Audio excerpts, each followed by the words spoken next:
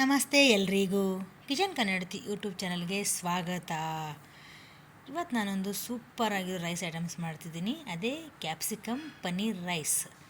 Taste ಮಾತ್ರ ಸಖತ್ತಾಗಿರುತ್ತೆ. ಅದಕ್ಕೆ ನಾನು ಸ್ವಲ್ಪ ಪನ್ನೀರ್ ತೊಗೊಂಡಿದ್ದೀನಿ 100 ಗ್ರಾಮು, ಒಂದು ಕ್ಯಾಪ್ಸಿಕಮ್ಮು, ಒಂದು ಈರುಳ್ಳಿ, ಹಾಗೆ 4ರಿಂದ 5 ಹಸಿಮೆಣಸಿನ್ಕಾಯಿ, ಸ್ವಲ್ಪ ಕರಿಬೇವು, ಕೊತ್ತಂಬರಿ ಸೊಪ್ಪು. ಈಗ ಒಗ್ಗರಣೆ ಮಾಡ್ಕೊಳ್ಳೋಣ. ಒಗ್ಗರಣೆಗೆ ಒಂದು 4ರಿಂದ 5 ಸ್ಪೂನ್ ಎಣ್ಣೆ, ಸಾಸಿವೆ ಮತ್ತು ಜೀರಿಗೆ ಕಾಲು ಟೀ ಸ್ಪೂನು, ಹಾಗೆ ಸ್ವಲ್ಪ ಕರಿಬೇವು ಮತ್ತು ಈರುಳ್ಳಿ, ಹಸಿಮೆಣಸಿನ್ಕಾಯಿ ಹಾಕ್ಕೊಂಡು ಚೆನ್ನಾಗಿ ಮಿಕ್ಸ್ ಮಾಡ್ಕೋಬೇಕು.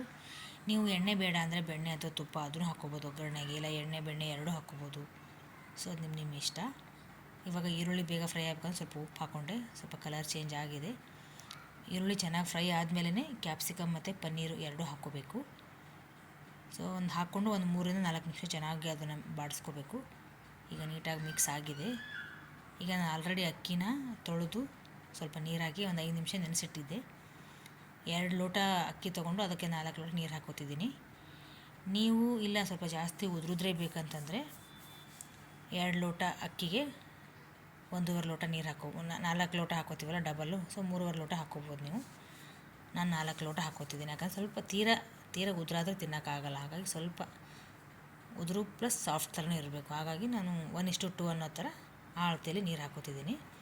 ಸೊ ನೀರೆಲ್ಲ ಹಾಕ್ಕೊಂಡ್ಮೇಲೆ ಇನ್ನೊಂದ್ಸಲ ಮಿಕ್ಸ್ ಮಾಡಿ ಉಪ್ಪು ಕಡಿಮೆ ಅನ್ನಿಸ್ತು, ಉಪ್ಪು ಹಾಕ್ಕೊಂಡು ಒಂದೇ ಕೂಗಿಸ್ತೇನೆ ನಾನು. ಯಾಕಂದರೆ ಆಲ್ರೆಡಿ ಅಕ್ಕಿ ಅದು ನೆನೆಸಿಟ್ಟಿದ್ರಿಂದ ಬೇಗನೆ ಅದು ಕೂಗ್ಬಿಡುತ್ತೆ, ಮೆತ್ತಗಾಗುತ್ತೆ ಅನ್ನ. ಹಾಗಾಗಿ ನಾನು ಒಂದೇ ಕೂಗಿಸ್ಕೊಂಡಿದ್ದೀನಿ.